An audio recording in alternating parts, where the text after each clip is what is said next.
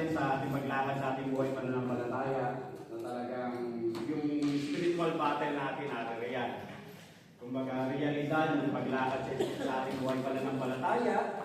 Pero kung maging sa pastor, maging sa mga tagapangasiwa, tumarating din yung mga ganyan hamon ng buhay. Pero sa paglakad ko sa ating buhay pananampalataya, kapag napag-aaralan ko yung Book of Hebrews, baliwala. Wala sa kalintingan yung mga naranasan natin paghihirap sa panahon natin ngayon. Kesa yung mga naranasan ng mga lumaan na mga unang mananampalataya, lalo na yung mga tinuturo sa aklat ng Hebreo. Kumbaga, kung tutuusin mo, kung i-analyze mo, sarili mo ang kalaban mo talaga. Pero noon, hindi lang basta sarili. Kumbaga, talagang kung paano pangahawakan ang iyong pananampalataya. Kaya, kung dumaranas tayo sa ating buhay pananampalataya ng mga struggle, bahagi yan. Kasi doon din talaga sinusubok o pinupuro, pinupurify kung tunay ba tayong mananampalataya. Kasi we are living in the last days, ika nga, naririyan na yung pagbubukod ng tupa sa kambing, sa damo at trigo. Kaya, kumbaga, panahon ng pagsusuri ng ating kalalagayan, ng ating relasyon sa ating Panginoon. Ano ang ating pag-aaralan ngayon? Babalik tayo sa series natin sa aklat ng Colossians. Naririto na tayo sa verse 8 ng chapter 3. Ang sabi niya rito, "But now ye also put off all these, anger, wrath, malice, blasphemy, filthy communication out of your mouth." Sa Tagalog, ngunit ngayon itakwil ninyo ang lahat ng ito: galit, puot, at sama ng loob. Iwasan na ninyo ang panunungayaw at malaswang pananalita. Ang mensahe ng Panginoon sa oras na ito ay may titulong Handling Your Anger. Paano natin mamanage, hahawakan ang galit nating nararamdaman. At bago po tayo magpatuloy, manalangin po muna tayo. Purihin ka, O Diyos, sambahin ka, Ama, sa Espiritu at katotohanan. Dakila ka, O Diyos, ikaw pa rin ang Diyos noon, ngayon at pagpakilanman. Hindi ka, Ama, nagbabago. Nananatili ka sa iyong mga katangian. Ikaw pa rin ang unang umibig sa amin. At ikaw pa rin ang patuloy na nagpapaunawa sa amin kung ano ang tunay na kahulugan ng buhay. Ikaw ang Alpha, ikaw ang Omega, ikaw ang simula, ikaw ang wakas, Panginoon. Salamat po, Diyos, sapagkat napakabuti mo, sapagkat tunay nga na sa biyaya at tawag mo. Patuloy mo kami kinakalinga, patuloy mo ipinaunawa sa amin ang aming kalalagayan na tunay nga wala po kami magagawa kung kami hiwalay sa iyo, Panginoon. Salamat, Ama, sapagkat tunay nga na pinagkalooban mo kami ng iyong Santong Espiritu bilang tanda at tatak na kami mga anak mo, Panginoon. Kaya minsan pa, sa oras ito, O Diyos, sa mga sandaling kami nanghihina, nagkukulang, sa mga bagay na nakakaisip kami, nakapagsasalita kami, nakagagawa kami na hindi kaaya-aya sa iyo. Lord God, dalahin ko, O Diyos, na kami iyong pakalinisin. Patawarin mo kami, Ama, upang na sa kayo tunay nga na wala pong magiging balakid sa aming pag-aaral ng iyong mga salita sa mga sandaling ito, O Diyos. Tunay nga na itama mo, Panginoon, ang aming puso't isipan, upang na sa kayo tanggapin po namin ang aral na nais mong ituro sa mga sandaling ito, O Diyos. At yung isang pama, sa trono na yung biyaya, Panginoon, dumadalangin ako. Patuloy mo akong gamitin, O Diyos, na daluyan ng iyong pagkapalang spiritual. Patuloy na ipagkaloob mo, O Diyos, ang mga salitang nararapat lamang upang na sa gayon ikaw po ang siyang patuloy na tatanggap ng lahat ng papurit parangal. Patuloy na dalahin ko, O Diyos, na tunay nga na sa mensaheng ito, O Diyos, ay hindi lang pong mapapakinggan. Gagamitin po, O Diyos, ang mga katotohanan ng mga salitang ito upang na sa gayon patuloy na makitang matatag, nakatayo, Panginoon, ang isang may Kristo sa puso, Panginoon. At minsan pa man, sa mga sandaling ito, O Diyos, patuloy po namin pinagkakatiwala ang oras nito. Sa ilang po may pinakamataas na papuri, para pagsamba sa tayong pangalan lamang ng iyong Anak na Jesus, na Panginoon at sariling tagapagligtas. Amen. At dito nga sa ating pag-aaralan, handling your anger. kung paano natin nahawakan ang galit na ating nararamdaman. Kumbaga, aminin na natin sa hindi, kumbaga, isang katotohanan na lahat tayo'y nakakaranas ng magalit. Kumbaga, maaaring sa nakalipas na isang buong linggo, maaaring ikaw'y nainis, nagalit, anumang dahilan, hindi ko alam. Pero, siguradong nangyayari, katulad niya kanina, pagpasok pa lang ni Mr. Jenny, buongiorno! Pero yung dumating na mga kapatiran, bumbuo mo ang mukha. May nangyaring kwalkosa. Hindi na namin nasasabihin ko sino. Ibig sabihin, meron, hindi ka nga. Maging kanina, may kinuha si Mr. Jenny ng study table para kay David kumbaga second hand, kumbaga maganda pa. Pero yung pinakang tabula, may wasak. Siguro sa galit, sinuntok. Kaya wasak yung ano. Pero maganda pa, pero yung pinakang tabula, yung pinakang latagan, kumbaga bukas, siguro sa galit, sinuntok. Pero maganda pa. Ibig sabihin, talagang nakakaranas ng galit. Kaya dito sa ating pag-aaralan, kumbaga, how to handle or handling your anger. Hindi ko alam kung galit, nag-away kayo sa pamilya mo, nag-away kayo mag-ina, nag-away kayo mag-ama, nag-away kayo mag-boyfriend, mag-asawa, nag-away kayo ng amo mo. Pero dito makita natin na isang katotohanan na nakakaranas ka ng galit. Maging ikaw personally, sa sarili mo, napupunan mo minsan, ang bilis mong magalit. Kasi kung minsan kasi, depende rin sa experience mo nung ikay bata. Yung nagkakasbak pa kung paano ka lumaki. Nung may mga hidden ka, nagalit na, pag naaalala mo, nai-release mo, may napagbubunto ng kanang galit. Kasi yun yung yun yung naranasan mo, yun yung childhood experiences mo, di ka. Kaya pag naranasan mo, mabilis kang mainis, mabilis kang magalit, di ka. Kaya kaunting lang, pikon ka na agad, galit ka na agad. Di ka. At dito nga ang sinasabi ni Pablo, di ka nga, ang sabi niya rito, ngunit ngayon, itakwil ninyo ang lahat ng ito, galit, poot at sama ng loob, iwasan na ninyo ang panunungayaw at malaswang pananalita. Kumbaga, ang sinasabi rito ni Pablo, ang kinakausap dito ni Pablo, mga Kristiyano. Kaya isang wrong mindset na akala ng mga unbeliever na ang isang Kristiyano hindi na nagagalit. Ang sinasabihan dito ni Pablo, mga Kristiyano. Ibig sabihin, kahit Kristiyano ka, nagagalit ka pa rin. Napipikong ka pa rin, hindi ka man. Naaasar ka pa rin, hindi ka man. Isang katotohanan na nagagalit ka pa rin. Kaya nga sabi nga niya nito, kumbaga, Christians, ang paalala, must put aside all sinful anger and abusive speech. If you're honest, your reaction to this verse ay parang ang dali. Madaling sabihin, pero paano mo gagawin? Diba? Ang sabi, kumbaga, itakwil. Ang sabi sa ibang version, put off sa English. O put aside, di ka nga. Isang tabi mo. Iwaglit mo, di ka nga. Dito makita natin na sinasabi na parang ang daling gawin, pero kapag nabigyan yung punto, paano mo nga gagawin? Kaya dito, ang paalala sa atin, handling your anger.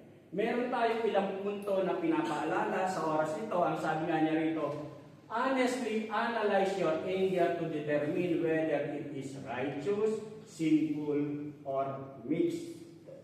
Kumbaga, honestly, suriin mo yung sarili. Yung bang galit na nararamdaman ko ay makatwiran, makasalanan, o pinaghalo. Righteous, sinful, or mixed. Kung maaalala natin, dun sa verse 6 ng Colossians chapter 3, ang sabi ni Pablo ron sa Colossians chapter 3, verse 6, dahil sa mga bagay na ito, ang Diyos ay napupuot sa mga taong lumalabag sa kanyang kalooban. Dito, makita natin na malinaw na sinasabi ni Pablo na ang Diyos ay may puot. Ibig sabihin meron siyang galit. Kaya nga sabi, nagagalit ang Diyos sa mga sumusuway sa kalooban ng Diyos. Ika nga. And then, pagdating dito sa verse 8, ang sabi, and then sa verse 8, Paul tells us na isang tabi yung galit na nararamdaman mo. Paul tells us to put aside all anger and wrath, pero kung tutusin, yung sinasabi rito na sa verse 8 saka verse 6, parehas yung tinutukoy na galit dyan. Halos parehas.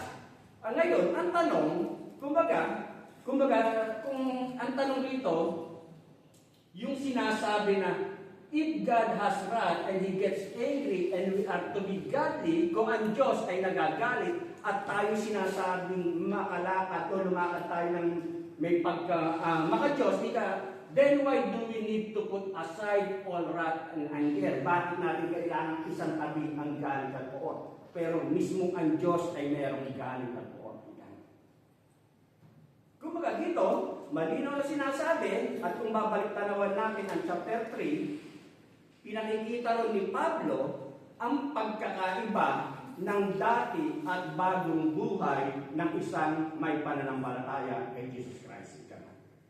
Sa chapter 3 ng Colossians. Ngayon, dapat natin maintindihan, pagdating sa chapter 4, verse 16 ng Colossians, ang sinasabi ni Pablo rito, pagkabasa ninyo sa sulat na ito, ibig sabihin yung pinag-aaralan natin ngayon sa chapter 3, o yung letter to Colossians, pagkabasa ninyo sa sulat na ito, ipabasa rin ninyo sa iglesia sa Laodicea, basahin din ninyo ang sulat na manggagaling doon.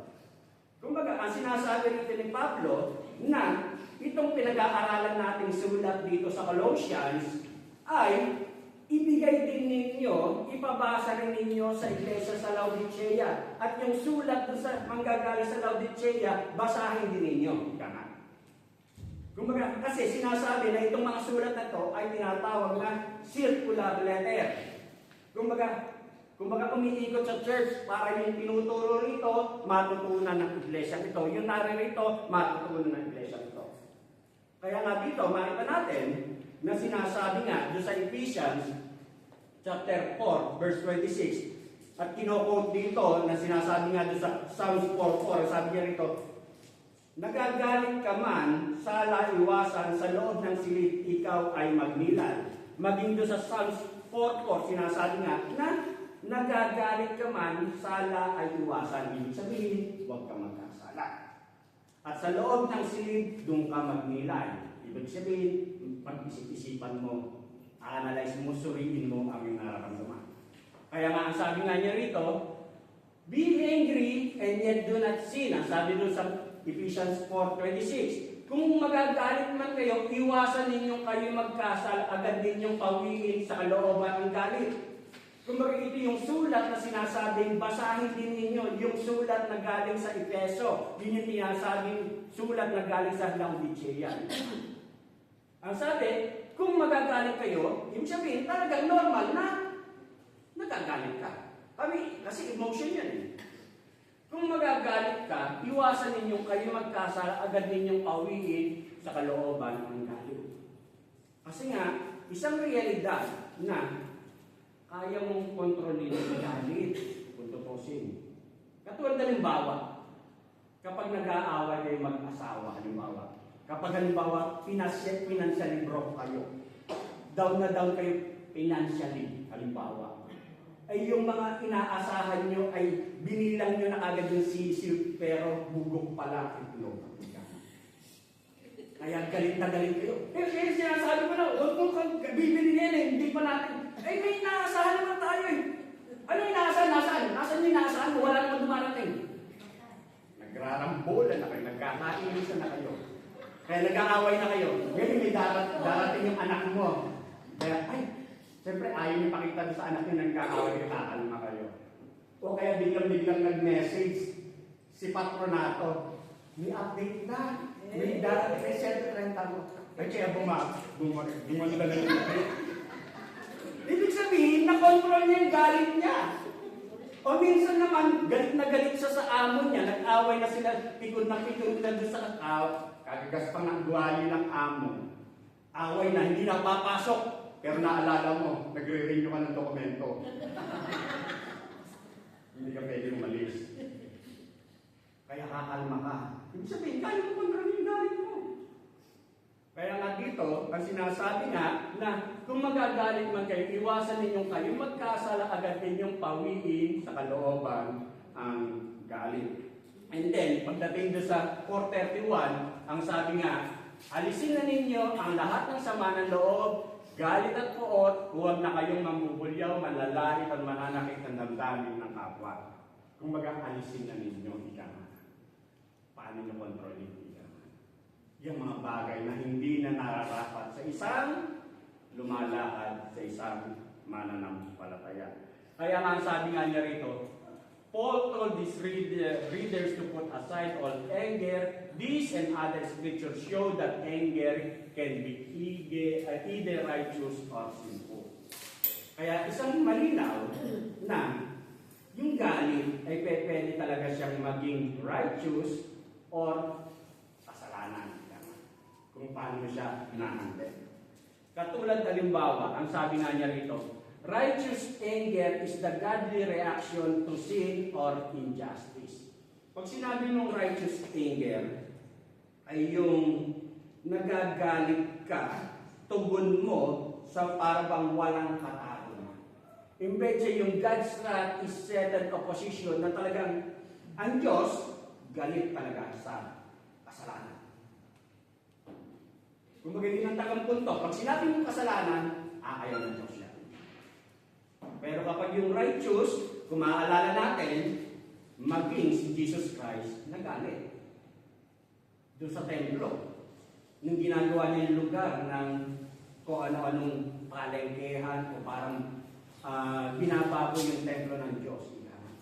Nagalit din si Jesus Christ. Pinagtatakon niya yung mga binebentang ginawang palengkehan, ginawang pangkarera nila. Nawala yung sense of holiness ng place ng templo na yun. Kumbaga, makita natin na pwede kang magalit, pero kumbaga, hindi ka magkakasala. Kaya ngayon, ang pinapaalala lang sa atin, kumbaga, pero baka sabihin mo naman na, Pastor, hindi ba naman para bang ipokreto na magagalit ka, pero halimbawa galit na galit ka, tapos may biglang darating na nakalibigan. Hindi ba parang ipokreto pa? Galit na galit ka, tapos biglang darating. Ay, buti ba naman? Hindi na. Kumbaga, ang sabi, kumbaga, kaya mong kontrolin, i-manage yung galit mo, ika nga. At dito nga sinasabi na ang pinapaalala sa atin dito, kaya mong kontrolin, i-handle ang galit mo. Katulad halimbawa, yung alam natin na kapag yung abortion, yung parang bang nililegalize yung abortion. Kumbaga, magagalit ka. Kasi alam mong ayaw ng Diyos yun. Kumbaga, magagalit ka kapag yung alam mong criminal siya, pero para bang nagpapaikot-ikot lang siya, lakad lang siya dyan, wala siyang ginagawang, o hindi siya, kumbaga parang nakakalaya sa kanyang kasalanan. Ibig sabihin, magagalit ka dapat doon, kasi kung hindi ka magagalit doon, ibig sabihin, hindi ka maka-Diyos, kasi alam mong galit ang Diyos sa ganong sitwasyon. Ibig sabihin, sinasakayunan mo lang yun. Yun ang tinatawag na righteous. Nagagalit ka kasi alam mong mali, pero sinasakayunan mo. Yun yung sinasabi na pwede kang magalit, pero i-analyze mo kung righteous, sinful, or mixed. Ano yung mixed? Minsan, alam mong kasalanan, binibigyan mo ng katuwiran. Kaya para bang feeling mo, righteous yung anger mo. Kasalanan, pero binabaluktot mo para maging makatwiran. Yun yung mix ng ginagawa. ang sabi nga niya rito, dun sa Genesis 4:6. Kaya sinabi ni Yahweh, anong ikagagalit mo Cain? Bakit ganyan ang mukha mo? Kumbaga ito yung sitwasyon na kung saan ay naghandog si Cain at si Abel. Yung handog ni Cain ay hindi tinanggap ni Yahweh. Kaya ang sabi, anong ikagagalit mo Cain? Bakit ganyan ang mukha mo? God used na yung pagtatanong ng Diyos kay Cain ay hindi ibig sabihin na hindi alam ng Diyos kung ano yung nararamdaman ni Cain. Kasi all-knowing siya, alam niya yun. Kaya niya tinatanong si Cain ay para suriin ni Cain ang kanyang sarili kung ano yung kanyang nararamdaman. Kaya ikaw ganun din. Kapag nagagalit ka, suriin mo ang dahilan kung bakit ka nagagalit. Hindi para alamin ng Diyos kung ano nararamdaman ng Diyos. Alam ng Diyos kung ano nararamdaman mo. Para sa iyong sarili. Para suriin mo ang iyong sarili kung ano yung galit na nararamdaman mo. Kaya ang sabi, bakit ganyan ang mukha mo? Bakit ka nagagalit? Suriin mo mabuti. Kaya nga dito, Cain was angry because God had rejected his sacrifice and he was jealous of his brother. Nagagalit si Cain kasi yung handog na ginawa ni Cain hindi naging katanggap-tanggap para sa Diyos. At nagseselos siya. Naiinggit siya. Nagagalit siya, naiinggit siya doon sa kanyang kapatid. Kasi yung ginawa ng kanyang kapatid ay naging katanggap-tanggap sa Diyos. Imbes yung ginawa ni Cain ay hindi. Yun ang dahilan kung bakit siya nagagalit. Kumbaga, yun yung, kaya, kumbaga, suriin mo yung nararamdaman mo, tingnan mo yung nararamdaman mo ayon sa perspektibo ng Diyos kung tama ba o hindi. Yun yung pinapaalala sa atin dito. At ang sabi nga niya rito, dahil sa hindi na-control, hindi na-handle ni Cain ang kanyang galit, ano naging resulta? Pinatay niya ang sarili niyang kapatid. Nagkasala, lalo siya. Kasi hindi niya na-handle, hindi niya na-control ang kanyang galit. Hindi niya na-control ang kanyang nararamdamang emosyon ng galit. Yung kanyang pagkaingit sa kanyang kapatid, ano nangyari? Pinatay niya ang kanyang sariling kapatid. Yun ang nangyari. Kasi hindi niya na-control yung galit niya. Dito, kumbaga, yung wrong choices, yung wrong decision, hindi na-control ni Cain yung galit na kanyang nararamdaman. Kaya, nakagawa pa siya ng mas malaking pagkakasala.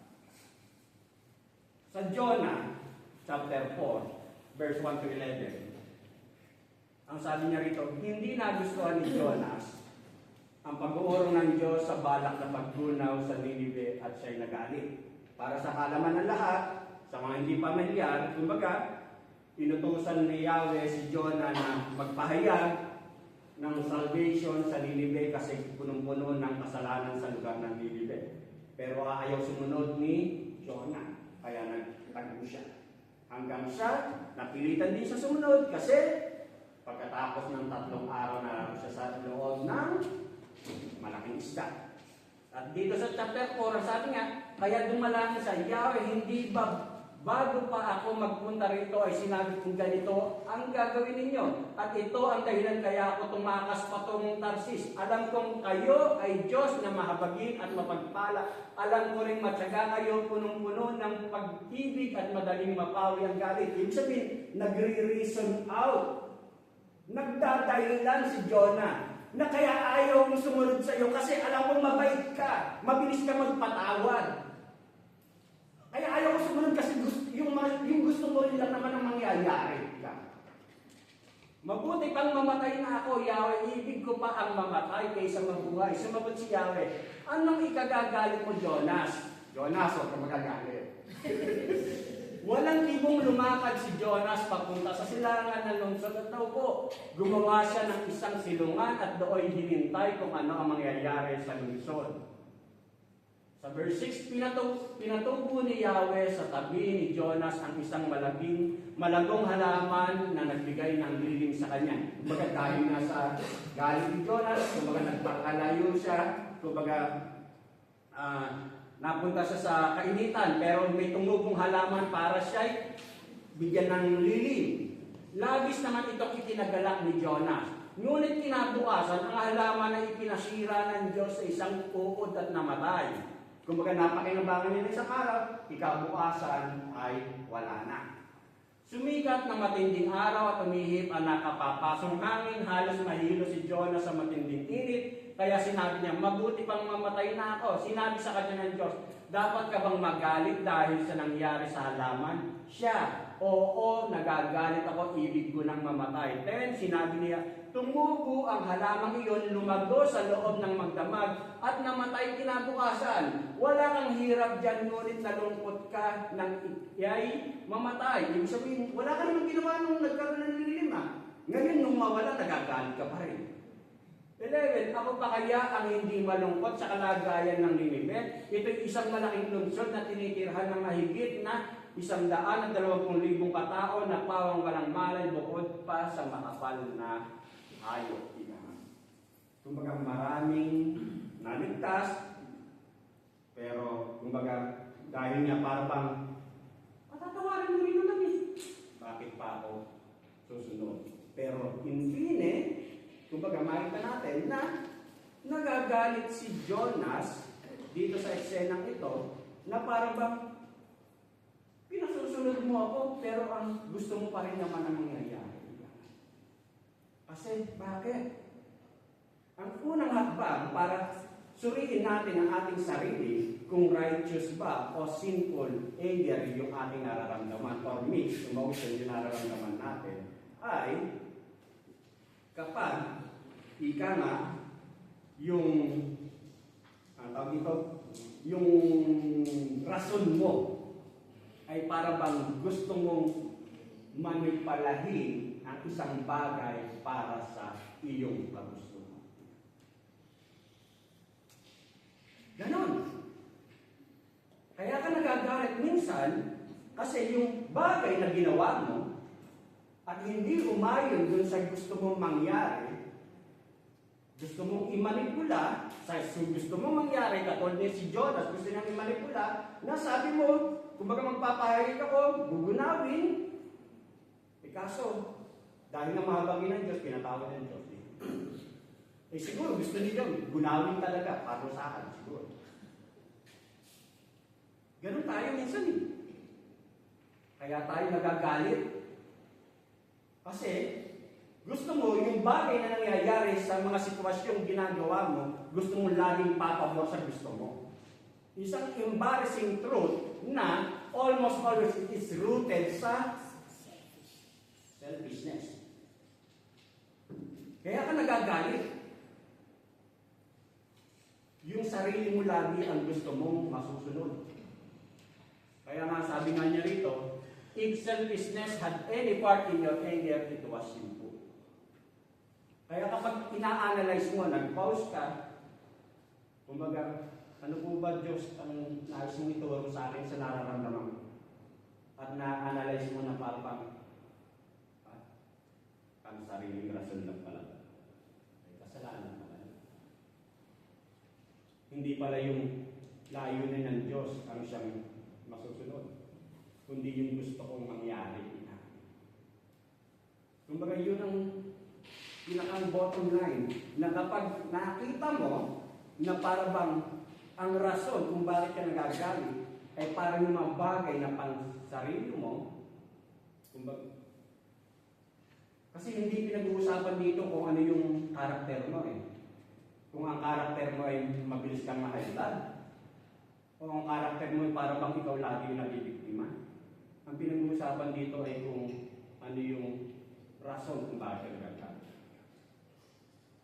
At ang pinapaalala sa atin dito na kung inaamin natin kung ano yung rason, malinaw na tinuturo ng salita ng Diyos na mapagtatagumpayan yung nararamdaman mo.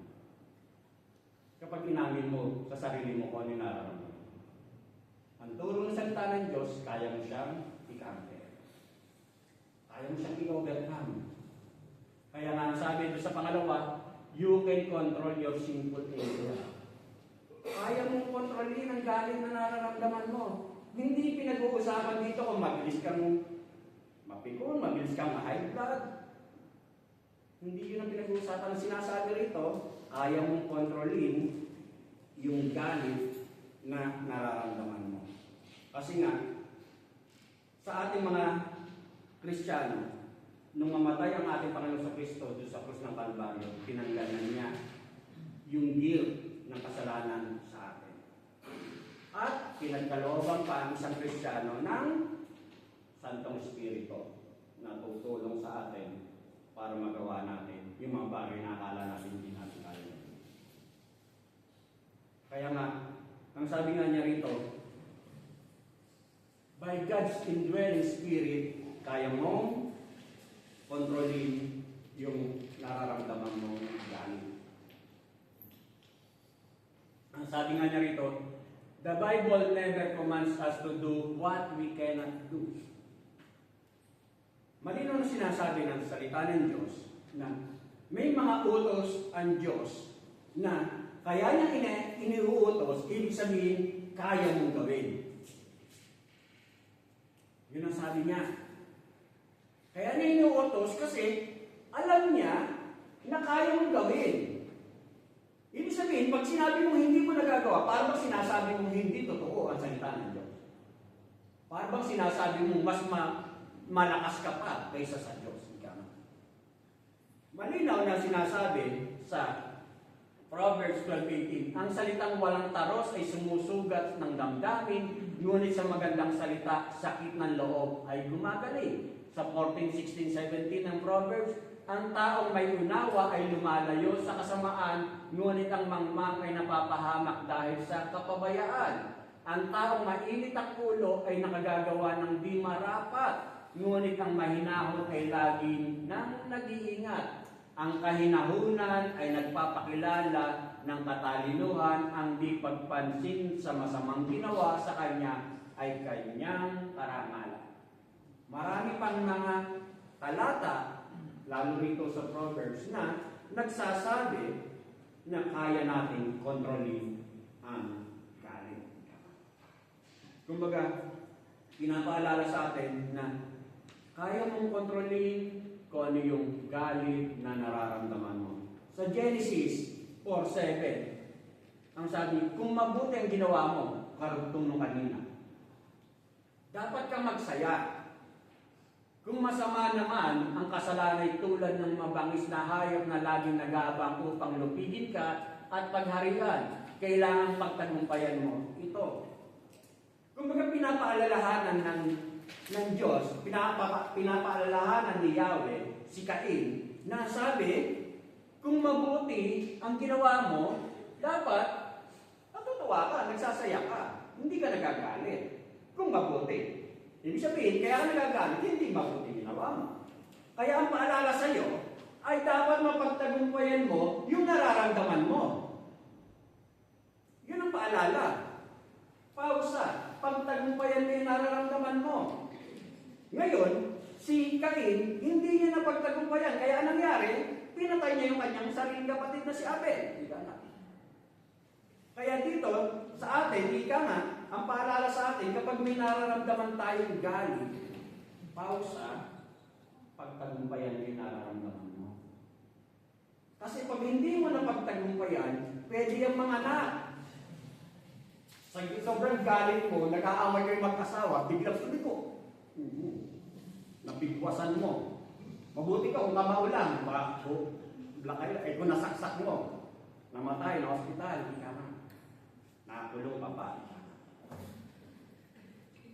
Kaya kontrolin mo ang galit, ang high blood mo. Kaya dito, ang pinapaalala sa atin, kumbaga, kaya mong kontrolin ang galit na nararamdaman mo. Siguro, ang sabi nga niya rito, ang paalala ni Yahweh kay Cain, nag-aabang upang lupigin ka at pagharian, kailangang pagtagumpayan mo ito. Malamang si Cain, wala pang Holy Spirit noon, kaya hindi niya napagtagumpayan. Pero siguro, kung sa paalalang ito ni Yahweh kay Cain, siguro kung nagpausa siya at humingi siya ng tulong sa Diyos, paniguradong tutulungan siya para mapagtagumpayan niya ang kanyang nararamdaman. Ganun din tayo. Hihingi tayo ng tulong para mapagtagumpayan yung galit na nararamdaman. Ang sabi nga sa Romans chapter 8 verse 9, "But you are not in the flesh."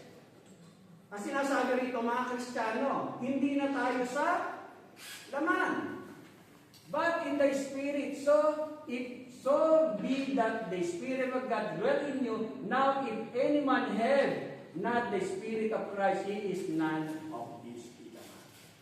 Kaya ang paalala sa atin, ika nga, kumbaga, may Santong Espiritu ang isang Kristiyano.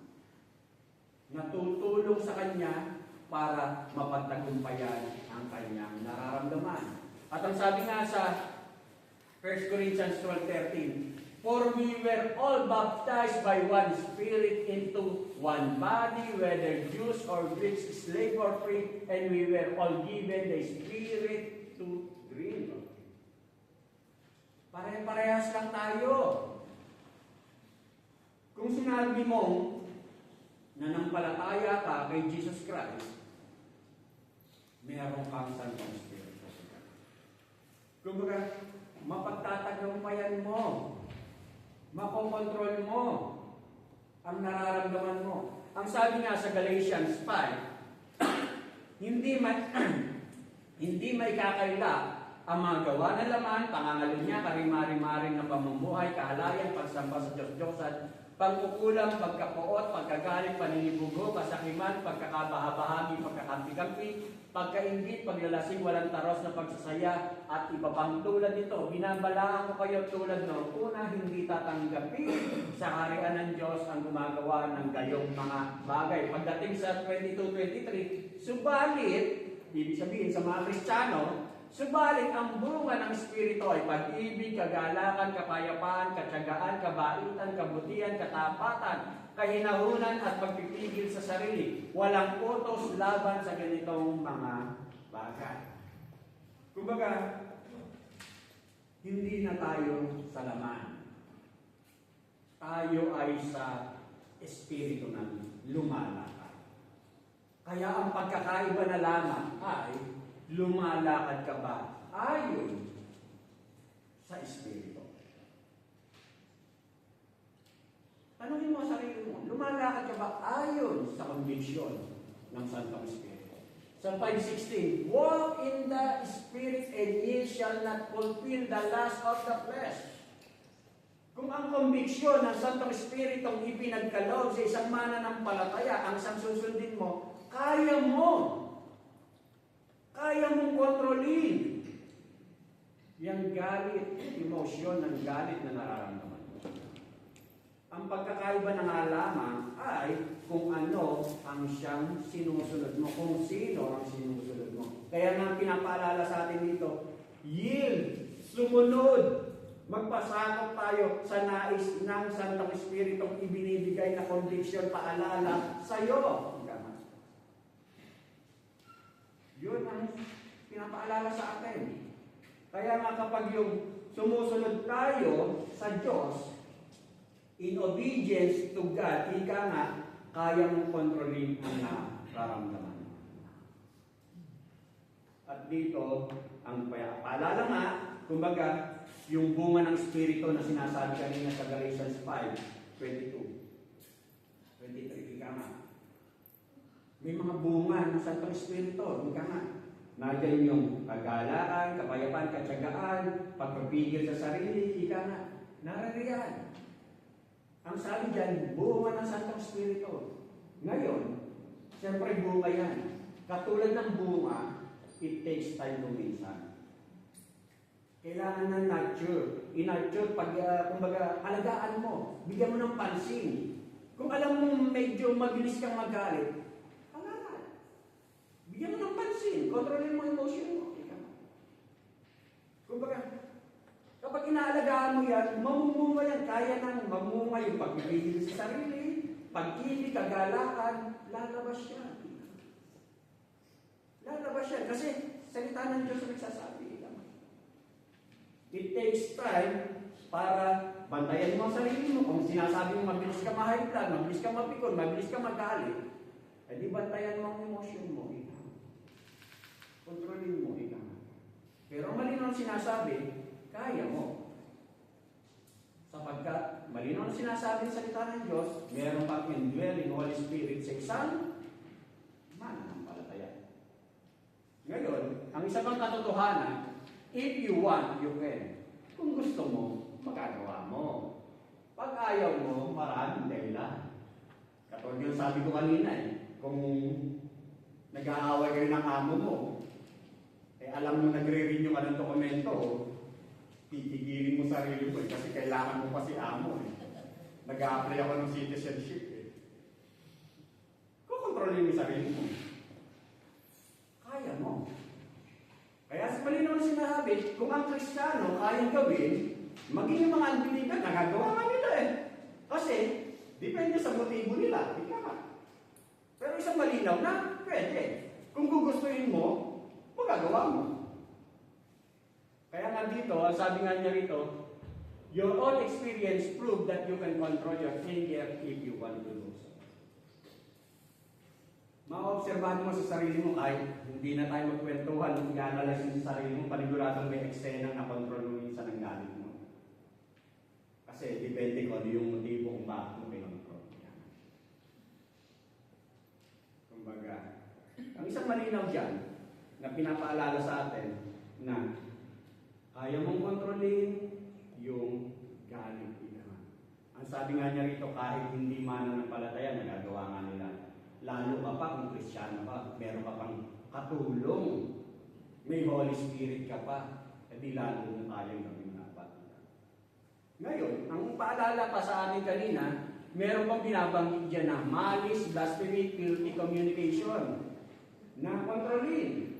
Kumbaga kontrolin. O, baka paalala pag-uwi sa bahay, o kaya mo na kontrolin.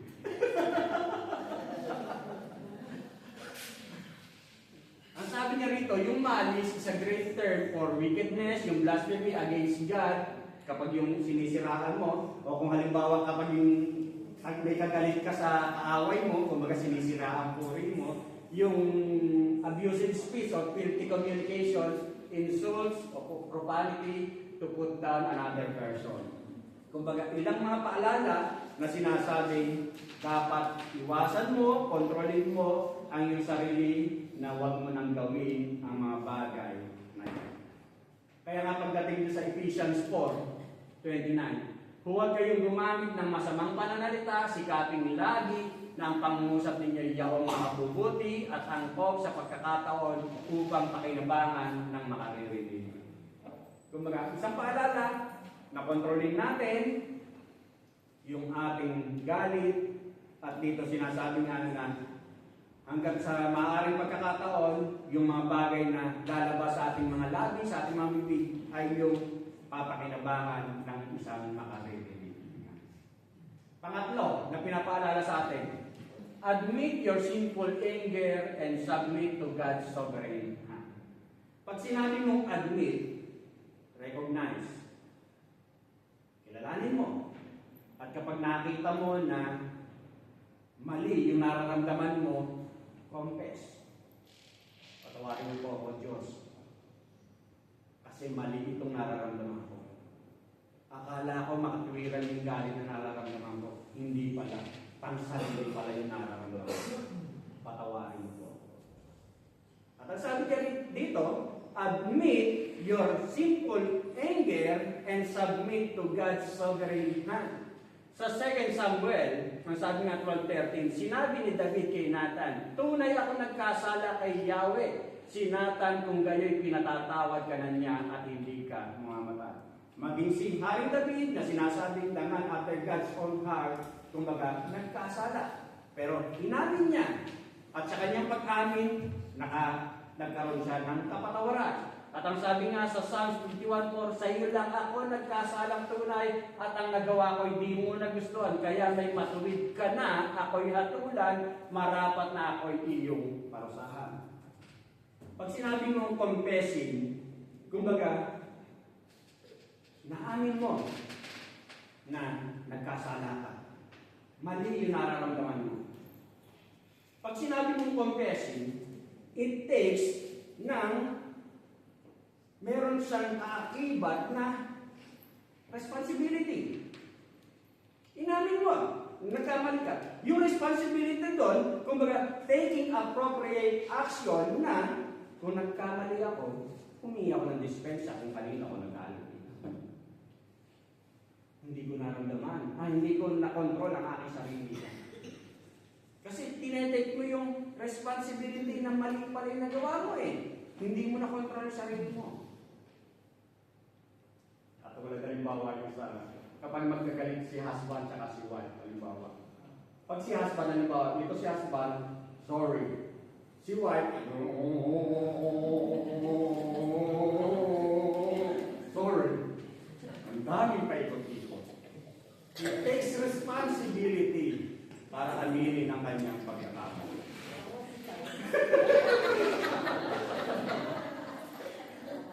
Ang sinasabi rito, admit na nagkamali ka. Kilalanin mo, hindi tama. At ang sinasabi nga niya rito, kumbaga, kapag nakita mo na gano'n na nangyari, na-analyze mo, nakita mo na may pagkakamali ka, at ngayon, ang sabi, kumbaga, submit to God's sovereign hand. Na, bakit nangyari yun? Bakit nangyari yung problema yun? Bakit ako nagalit? Bakit siya nagalit sa akin? Submit to God's sovereign hand.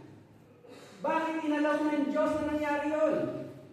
Yung problema yun, yung emosyon na yun, bakit? Kasi, ang sabi, lahat ng bagay, ang tulad niya, kung maalala natin si Joseph, di ba, doon sa 50-20, masama nga ang ginawa sa akin nung ang kanyang mga kapatid, na binenta siya, naging alipin siya, ika nga. Pero ang sabi ni Joseph, subaling ipinahintulot iyon ng Diyos para sa kabutihan at dahil doon naligtas ang marami. Kumbaga, tingnan mo kung ano ang matututunan mo sa problemang nangyari. Sa Romans 8:28, alam natin sa lahat ng bagay, ang Diyos ay gumagawang kasama ang mga nagmamahal sa Kanya, ang mga tinawag ayon sa Kanyang panukala sa kanilang ikabubuti. Oo, problema yun, nagalit ako, nagalit siya sa akin. Pero, ang sabi, lahat ng bagay, may purpose, may layunin. Anong matututunan ko doon? Doon sa problemang yon. Ang sabi nga sa 1 Peter 5:6-7, kaya nga pasako kayo sa kapangyarihan ng Diyos at tadakilain niya kayo pagdating ng takdang panahon, ipagkatiwala ninyo sa Kanya ang inyong mga kabalisahan sapagkat Siya ang umuupo sa inyo. May matututunan ka pa rin kung bakit nangyari yung sitwasyon na yon. May tinuturo pa rin, ika nga. Maaari sa sitwasyon ito, hindi ko maintindihan, pero merong tinuturo ang Diyos. Kaya yun yung isa sa panalangin na ating aalamin, hihilingin sa Diyos na nawa, maintindihan ko, we must submit joyfully to His mighty hand, asking Him to teach us what we need to learn from every trial. Ano mang problema, ano mang sitwasyon, ano mang nangyaring bagay, hindi ka nga maintindihan ko kung bakit po nangyari yun. Ano pong matututunan ko doon? Ibig sabihin, ipagkatiwala natin lahat sa Diyos. Hindi sa sarili nating kakayanan. Kasi malinaw na sinasabi na ang lahat ng bagay ay inaalok ng Diyos, may purpose ang Diyos, lalo higit sa kanyang mga hinirang kung bakit nangyari. For those who love Him. In every trials, in every situation, there is a reason, there is a purpose. Minsan hindi natin alam kung bakit, pero ang malinaw na sinasabi, meron. Dahil siguro ang tigas-tigas ng ulo mo, kaya ka dumadaan sa ganyang problema. Ginigising ka lang siguro na yun. Kasi hindi ka matututo, kaya paulit-ulit. Kaya siguro, lagi nangyayari. Ang paalala pa sa atin, deal radically and decisively. Doon sa verse 5, sa chapter 3, bago tayo dumako doon sa pinaka-main verse nga natin, kung maaalala natin, ang sabi nga niya rito, kaya dapat nang mawala sa inyo ang mga pitang makalaman, pangangalunya, kahalayan, mahalin na simbuyo ng damdamin, masasamang nasa at ang pag-iimbot na isang uri ng pagsamba sa Diyos-Diyosa. Dito, ang sabi nga niya rito, dapat nang mawala. Sa English version, put to death, kung maaalala natin, yung pinag-aralan natin dun sa verse na yan, ang pinakamaalala nga dun, yung pangangailangan na may radical decision kang gagawin. Pag sinabi mong radical, talagang kikilusan mo, gagawan mo ng isang bagay para magawa mo. Kung maaalala mo yung mensahe natin dito sa chapter na ito, kumbaga, ang sinasabi nga na yung sinasabi rito na handling your anger, paano mo hahawakan, ika nga. Kumbaga, karugtong yan nung sinasabi rito sa chapter 3 verse 5 na dapat nang mawala. Put to death, tanggalin mo na, ika nga. Karugtong siya, kabahagi siya, ika nga. At ang sabi nga dyan ay decisive, radical. Ibig sabihin talagang pagtutuunan mo ng pansin kung talagang yan ang isa sa kahinaan ng Diyos. At dito, ang sabi nga niya rito, put to death, itakwil, put off, katulad ng halimbawa, sabi ko nga kanina, itong chapter 3 ng Colossians, ang tinuturo rito ni Pablo ay yung dati at bagong buhay ng nakay Kristo. Kaya nga, ibig sabihin, kung meron kang tatanggalin, yung mga ugaling dapat ay mawala na sa isang lumalakad bilang isang mananampalataya natin Panginoon sa Kristo, meron ka ngayong isusuot. Kasi tanggalin mo na nga raw yung galit mo, tanggalin mo na. Yung kontrolin mo, yung galit na nararamdaman mo, ika nga, tanggalin mo na yan. Ngayon, meron kang ipapalit. Katulad doon sa darating na verses ng 12:14, na sabi niya rito, kayo hinirang ng Diyos, itinalaga para sa Kanya at minamahal niya. Kaya dapat kayong maging mahabagin, magandang kalooban, mapagpakumbaba, mabait at matiisin. Magpaumanhinan kayo at magpatawaran kung may hinanakit kayo sa isa't isa. Pinatawad kayo ng Panginoon, kaya't magpatawad din kayo. At higit sa lahat, mag-ibigyan kayo pagkat ito ang buklod ng ganap na pagkakaisa. Kumbaga, isang paalala na sinasabi sa atin ng Diyos na may mga bagay tayong dapat tanggalin sa mga ugaling hindi maka-Diyos. At isa na nga dyan yung kung paano ba mahiblan. At may mga bagay naman tayong dapat isuot para makita ang kaibahan na tayo lumalakad na kay Jesus Christ.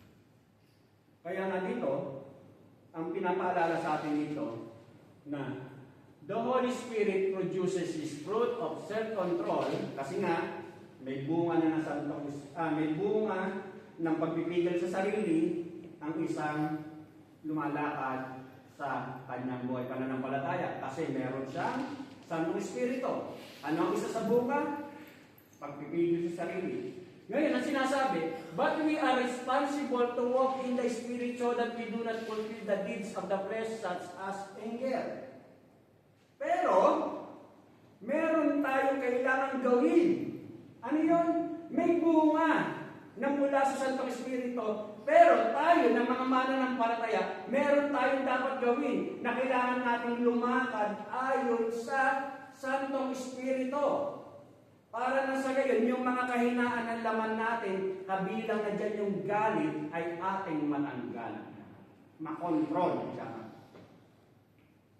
Kaya nga, ibig sabihin, hindi yan katulad ng halimbawa bunga ng bayabas sa ikaw sinuwan tamad. Hinihintay mo pumatak na wala kang gagawin. Kung kikilos ka para makuha mo yung bunga.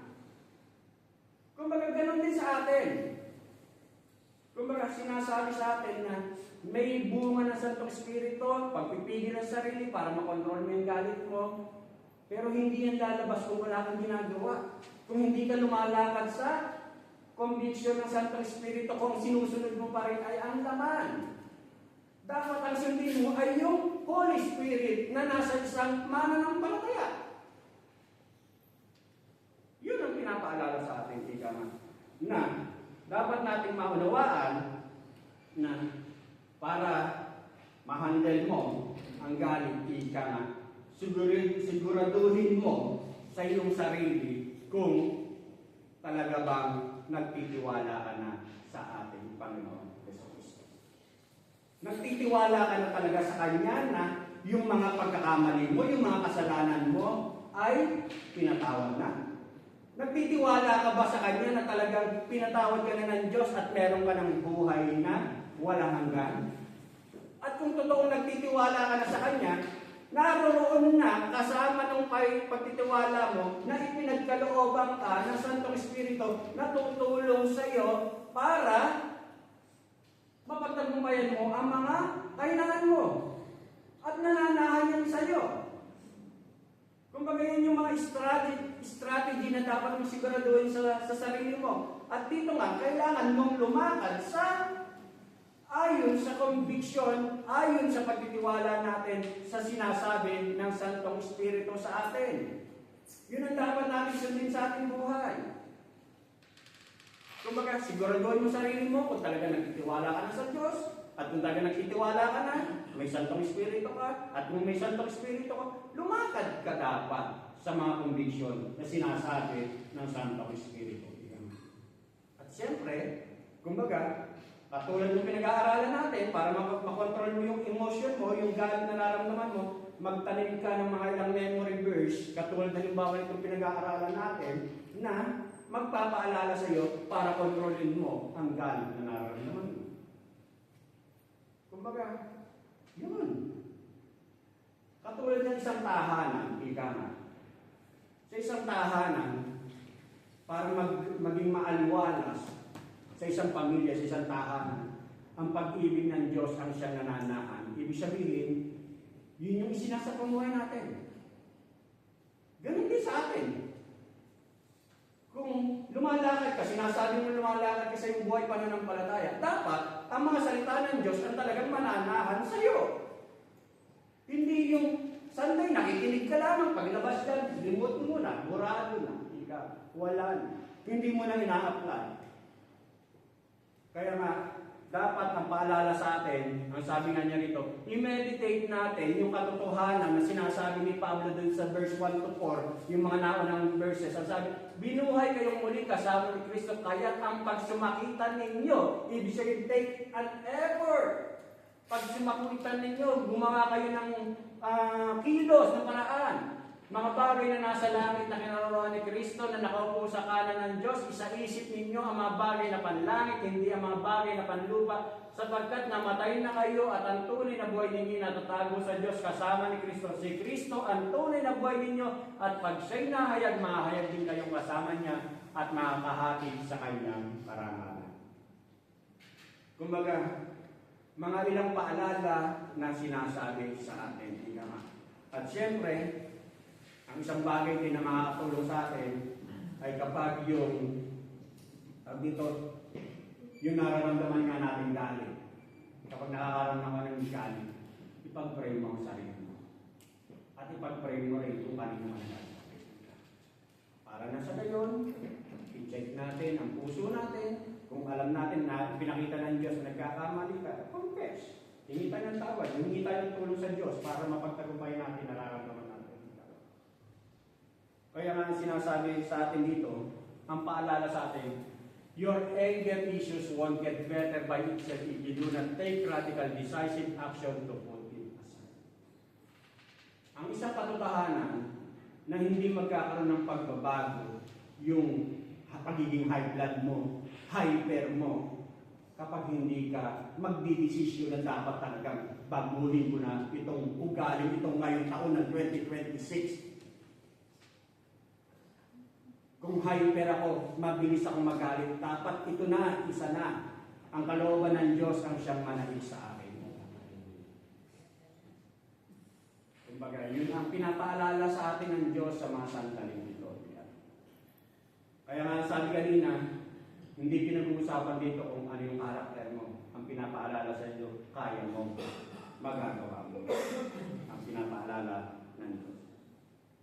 Kaya nga, sa pagtatapos ng mensahe natin, kung maaalala natin, itong letter ni Pablo sa mga taga-Colossians, sa iglesia ng Colossians, ang sinusulatan dito ni Pablo ay mga believer. Believer pero mga bagong mananampalataya rin lang.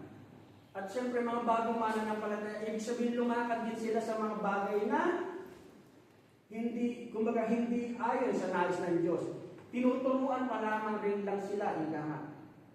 Kumbaga inaalalayan pa rin sila, ika nga.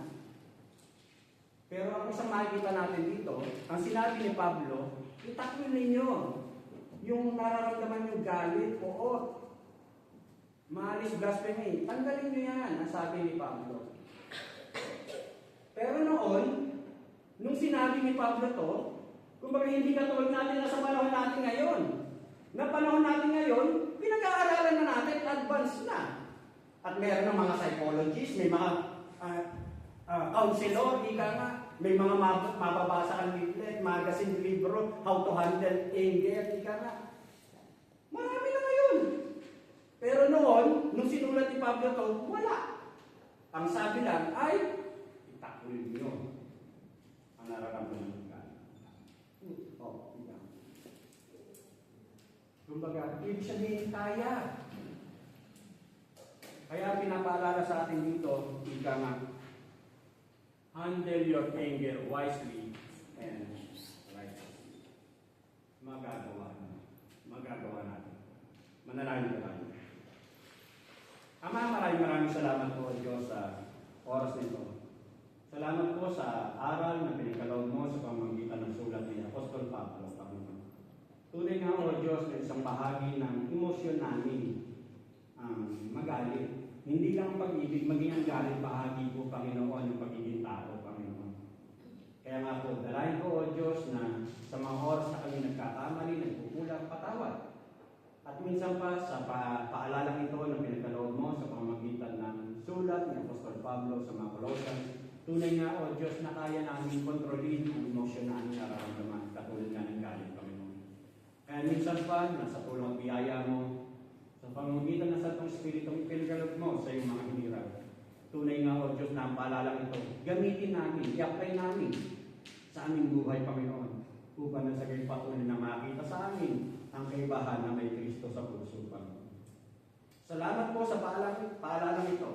At minsan pa nga, patuloy kong dalangin na tunay nga, nasa biyaya mo, Lord, at patuloy na ikaw po ang siyang magliwanag sa aming mga buhay upang sa gayon sa bawat nakakasalumuhan namin, nakita ka sa aming mga buhay, Panginoon. Paparalan ka namin sa pamamagitan ng mga buhay na binabago. Salamat po, Ma. Ito po, Diyos, ang aking isang dalangin na may pasalamat. In Jesus' name I pray.